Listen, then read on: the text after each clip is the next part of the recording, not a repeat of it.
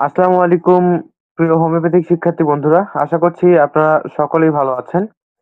Homeo অনুশীলন এর একটি সাজেশনের ভিডিওতে আপনাদের সকলকেই স্বাগতম জানাচ্ছি। ভিডিওটির থাম্বনেল দেখে হয়তোবা বুঝে গিয়েছেন আজকের এই ভিডিওটির আলোচনার বিষয়টি কি।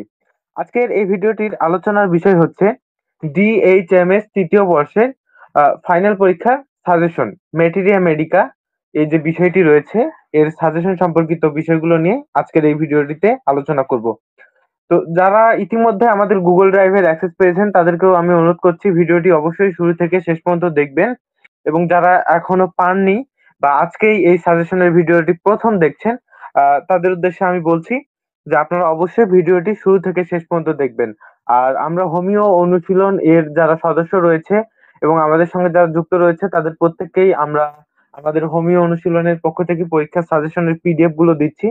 তো আপনারা অবশ্যই আমাদের ফেসবুক পেজ হোমিও অনুশীলন যেটা রয়েছে ইংরেজিতে যদি সার্চ করেন, ওই যে হোমিও অনুশীলন, এখানে আপনারা সার্চ করলেই এবং কোন বর্ষের সাজেশন লাগবে সেই হিসেবে কথা বললে ওখান থেকে আপনারা আপনাদেরকে ওনারা সবকিছু বুঝিয়ে দিবেন। আর সাজেশনটি হচ্ছে সকলের জন্য উন্মুক্ত নয়, এই ভিডিওগুলো সকলের জন্য উন্মুক্ত। সাজেশনের পিডিএফ নিতে হলে অবশ্যই আমাদের সদস্যতার ফর্ম পূরণ করতে হবে, এবং ভিডিওগুলো আমাদের ভালো লাগলে অবশ্যই ফেসবুকে একটা পজিটিভ রিভিউ দিতে হবে। তো যাই হোক, চলে যাচ্ছি সাজেশনের অংশে। মেটেরিয়া মেডিকা তৃতীয় বর্ষ। আসলে মেটেরিয়া মেডিকা এমন একটা সাবজেক্ট, এটা আসলে সাজেশন দেওয়াটা খুবই কষ্টসাধ্য একটা বিষয়। তো তারপরেও আমরা চেষ্টা করছি প্রতিটা বর্ষ ভিত্তিকেই প্রতিটা সাবজেক্ট ভিত্তিক আমরা এই সাজেশন গুলোকে আপনাদের মাঝে উপস্থাপন করার।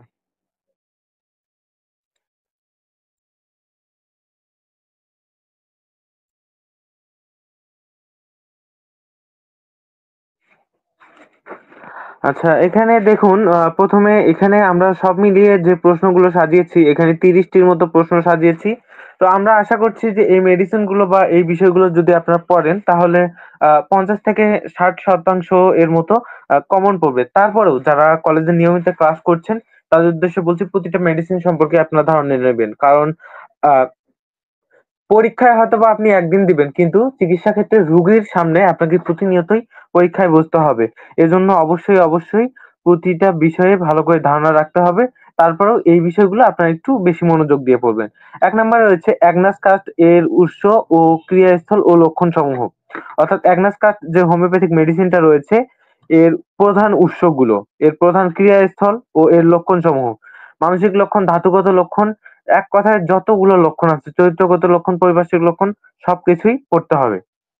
স্ত্রী এবং পুরুষ উভয় জননেন্দ্রিয়ের উপর প্লাস স্তনদুগ্ধ হ্রাস এর উপর প্লাস শ্বেতপ্রদ রোগে অ্যাগনাস কাস্ট এর প্রধান ক্রিয়া ও ব্যবহার লেখো। দেখুন এখানে যেহেতু অ্যাগনাস কাস্ট সম্পর্কিত এই প্রশ্নটি সম্পূর্ণটাই, সেক্ষেত্রে আমরা অ্যাগনাস কাস্টের ক্ষেত্রে প্লাস দ্বারা, এটা কিন্তু কোনো গ্রেড নয়, প্লাস দ্বারা আমরা এখানে একটার সঙ্গে আরেকটাকে যুক্ত করে দিয়েছি যে এই মেডিসিনটার এই রোগগুলো আপনারা পড়বেন। যারা গুগল ড্রাইভের অ্যাক্সেস পেয়েছেন তারা হয়তোবা ওখানে দেখেছেন, এবং গুগল ড্রাইভের অ্যাক্সেসের ভিডিওতেও আমি অনেকটা বিষয়গুলো ক্লিয়ার করে দিয়েছি। আবার বলেছিলাম যে কোনো সমস্যা হলে ইউটিউবের ভিডিওগুলো আপনারা অবশ্যই দেখে নিবেন। তো এখানে স্ত্রী পুরুষ উভয় জননেন্দ্রিয়ের উপর অ্যাগনাস কাস্ট এর ক্রিয়া বা প্রধান ক্রিয়া এরকম করে একটা প্রশ্ন আসতে পারে। স্তনদুগ্ধ হ্রাসের উপর অ্যাগনাস কাস্টের ক্রিয়া এরকম একটা প্রশ্ন আসতে পারে। শ্বেতপদ রোগে বা সাদা স্রাব বা লিউকোরিয়া রোগে অ্যাগনাস কাস্ট হোমিওপ্যাথিক মেডিসিন এর ক্রিয়া বা ব্যবহার লেখো, কার্যকারিতা লেখো, এরকম করে বিভিন্ন ধরনের প্রশ্নগুলোই আসতে পারে। এখানে আমরা একটা মেডিসিন সম্পর্কিত কোন কোন ইম্পর্টেন্ট টপিক গুলো আছে সেটা দিয়েছি। এখন পরীক্ষার খাতায় তারা আহ বোর্ডের ব্যক্তিরা বা স্যার ম্যাডামেরা ওনারা কিভাবে প্রশ্ন করবে এটা ওনারা জানেন। আমরা শুধু ইম্পর্টেন্ট টপিকটা এখানে দেখাইছি। তারপর হচ্ছে অ্যাগনাস কাস্টের পরবর্তী ক্রিয়ানাশক ঔষধ এবং ক্রিয়ানাশক ঔষধগুলোর নাম লিখো। এখানে ক্রিয়ানাশক ঔষধগুলো কি কি এটার নাম লিখতে হবে, আর এখানে ক্রিয়াকালটা লিখতে হবে। হয়তোবা এখানে টাইপ ভুল হওয়ার কারণে এটাও ক্রিয়ানাশক হয়ে গিয়েছে। তো যাই হোক, অ্যাব্রোটেনাম এর লক্ষণ সমূহ বিশেষ করে বাতজনিত রোগে, তারপর হচ্ছে পাকস্থলীর পীড়ায়, অর্শ পীড়ায় অ্যাব্রোটেনামের লক্ষণ ও কার্যকারিতা। এখানে দেখুন প্রশ্ন কিন্তু বেশ কয়েকটি রয়েছে। অ্যাব্রোটেনামের লক্ষণ সমূহ লিখো, এক। দ্বিতীয়ত হচ্ছে বাতরোগে অ্যাব্রোটেনাম এর ব্যবহার লিখো, বাতরোগে অ্যাব্রোটেনাম এর লক্ষণ লিখো। তারপর হচ্ছে পাকস্থলীর পীড়ায় সেম জিনিসটাই আসতে পারে। অর্শ রোগে বা পাইলস রোগে সেম জিনিসটাই আসতে পারে। অ্যাব্রোটেনামের লক্ষণ ও কার্যকারিতা এরকম দিয়েও প্রশ্ন আসতে পারে। তারপর হচ্ছে অ্যাব্রোটেনামের হ্রাস বৃদ্ধি ও ক্রিয়ানাশক অনুপূরক লিখো। আমরা প্রতিটা জায়গাতে বলে দিচ্ছি যে এগুলো খুব তাড়াহুড়ার মধ্যে করতে হচ্ছে। আর আপনারা সকলে এই বিষয়গুলো নিয়ে এত পরিমাণ প্রশ্ন করতেছেন যে আমাদের ২-৩ জন যারা পরিচালক সদস্য রয়েছে তারা পর্যন্ত রিপ্লাই দিতে, দিতে মানে হাঁপিয়ে উঠছে। এর জন্য তাড়াহুড়াতে হয়তোবা বানানগুলো একটু ভুল হয়েছে। আপনারা অবশ্যই এগুলোকে ক্ষমাসুলভ দৃষ্টিতে দেখবেন। ব্রাইটাকার্প কোন, কোন রোগে উপযোগী এর লক্ষণসমূহ। তারপর হচ্ছে গলগণ্ড প্লাস কর্ণের পীড়া, তারপর হচ্ছে গলক্ষত, টনসিলাইটিস প্রদাহে ব্রাইটাকার্পের ক্রিয়া লিখো। আর হোমিওপ্যাথি সম্পর্কিত সকল ধরনের তথ্যগুলো আমরা হোমিও অনুশীলন থেকে দেওয়ার চেষ্টা করছি। আপনার যদি এর পূর্বে ইউটিউবে কখনো খুঁজে দেখেন যে এরকম সাজেশনের ক্লাস পাবেন কিনা আমার জানা নেই এরকম কিছু। তো হয়তোবা মাঝে মধ্যে বই বের হয়। আর আমরা পিডিএফ গুলো সম্পূর্ণটাই ফ্রি দিচ্ছি। এক্ষেত্রে হয়তোবা বলা হচ্ছে যে একটু পেজে আমাদের রিভিউ দিন অথবা ফ্রেন্ডদেরকে একটু ইনভাইট করুন যাতে করে সকলে আমাদের এই সুবিধাগুলো নিতে পারে।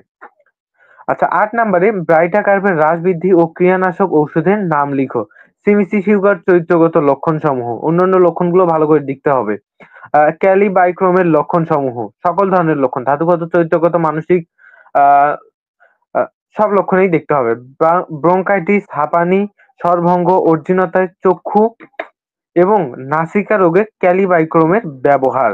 ক্যালিবাইক্রোমের টিংচার প্রস্তুত প্রণালী ও ক্রিয়ানাশক। তারপর হচ্ছে ক্রিয়াজট এর লক্ষণসমূহ। ক্রিয়াজটের ক্ষেত্রেও ওই একই কথা। সমস্ত লক্ষণসমূহ দেখতে হবে। তারপর আসতেছি ঋতুস্রাব, জরায়ুর উপর, বহুমূত্র এবং যক্ষ্মা কাশি ও শীত শিশুদের পীড়ায় ক্রিয়াজটের ব্যবহার। ক্রিয়াজটের এই রোগগুলা বেশি করে পড়তে হবে। এখানে প্রতিটা মেডিসিন সম্পর্কে আমরা ধারণা দিচ্ছি যে, যে মেডিসিন গুলো খুবই গুরুত্বপূর্ণ সেই মেডিসিন গুলো সম্পর্কে এখানে আমরা ধারণা দিচ্ছি। তারপর হচ্ছে ক্রিয়াজটের হ্রাস বৃদ্ধি ক্রিয়ানাশক এবং পরবর্তী ওষুধের নাম লিখো। মেজোরিয়ামের লক্ষণসমূহ, সমস্ত লক্ষণ।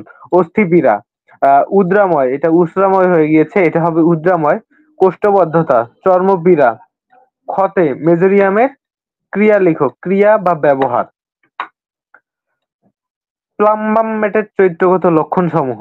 শিশুদের পক্ষাঘাত, প্রস্রাবের পীড়া, গ্যাংগ্রিন, কর্নিয়া রোগে প্লাম্বামেটের ব্যবহার। তারপর হচ্ছে প্লাম্বামেটের হ্রাস বৃদ্ধি ক্রিয়ানাশক ও স্থিতিকাল। প্লাটিনামের লক্ষণসমূহ, ক্রিয়াকাল, ক্রিয়ানাশক, অনুপূরক ঔষধের নামসমূহ লিখো। তারপর হচ্ছে প্লাটিনাম মেটালিকামকে স্ত্রী লোকদের ঔষধ বলা হয় কেন? পালসেটিলা নাইগ্রার লক্ষণসমূহ, উৎস, এর সংক্ষিপ্ত চিত্র বর্ণনা। পালসেটিলার রোগীর চিত্র বর্ণনা এটা কিন্তু সচরাচর আসতে দেখা যায়। প্রসব বেদনায় পালসেটিলা। এখানে তুলনামূলক দিতে পারে সিকালিকর, জেলসিমোনিয়া, তারপর ইত্যাদি ইত্যাদি। আরো অসংখ্য মেডিসিন দিয়ে হুট করে তুলনামূলক প্রশ্নও করতে পারে। এগুলো অবশ্যই দেখে নিবেন। স্পঞ্জিয়ার লক্ষণসমূহ। শ্বাসযন্ত্রের উপর স্পঞ্জিয়ার কার্যকারিতা। সিকেলিকরের লক্ষণসমূহ। সিকেলিকর এর ক্রিয়াস্থল ও হ্রাস বৃদ্ধি। সিনেগা এর লক্ষণসমূহ ও হ্রাস বৃদ্ধি। কোন, কোন রোগের ক্ষেত্রে সেলিনিয়াম ঔষধটি উপযোগী? আচ্ছা এইটা যখন গেল, তো এতটুকুই ছিল ৩০ টা প্রশ্ন। আরো একটা গুরুত্বপূর্ণ বিষয় সেটা হচ্ছে গাইড বইয়ের শেষে সংক্ষিপ্ত প্রশ্নের উত্তরগুলো অবশ্যই, অবশ্যই এগুলো ভালো করে দেখতে হবে। গাইড বইয়ের শেষে যে প্রশ্নগুলো দেওয়া থাকে, বিভিন্ন মেডিসিন সম্পর্কিত দেওয়া রয়েছে। আপনারা যেকোনো গাইড বই ফলো করেন না কেন, তার শেষে যে উত্তরগুলো দেওয়া থাকবে এই উত্তরগুলো অবশ্যই, অবশ্যই ভালো করে দেখতে হবে। আর এই ৩০ টা থেকেই যে আসবে এমনটাও না। প্রশ্ন হার্ড হলে হয়তোবা এর একটা থেকেও আসবে না। এমনটাও হতে পারে। এটা মনে করি আপনাদেরকে পড়তে হবে। নিশ্চিতভাবে এটা ধরেই পড়া যাবে না।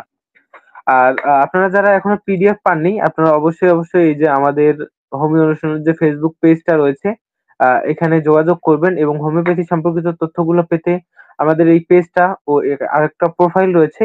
এই প্রোফাইল থেকে পূর্বে ক্লাস সম্প্রচারিত করা হতো। নতুন বছর অর্থাৎ ২০২৫ সাল থেকে আমাদের পেজ থেকে সকল ধরনের কার্যক্রমগুলো পরিচালনা করা হবে। এছাড়াও আমাদের যে গ্রুপটা রয়েছে, আপনারা এই গ্রুপে হোমিওপ্যাথি সম্পর্কিত সকল ধরনের তথ্যগুলো নিয়ে আলোচনা করতে পারেন এবং এছাড়াও আমাদের মেসেঞ্জারে ৬ টি গ্রুপ রয়েছে বর্ষভিত্তিক। যারা এখনো যুক্ত হননি বা হতে পারেননি, আপনারা বর্ষভিত্তিক গ্রুপগুলোতে যুক্ত হয়ে নিবেন। আর হোমিওপ্যাথি সম্পর্কিত সকল ধরনের তথ্যগুলো হয়তোবা কিছু, কিছু তথ্য দেখা যায় যে ফেসবুকে আপলোড দিলে বেশি ঝামেলা হয়ে যায়।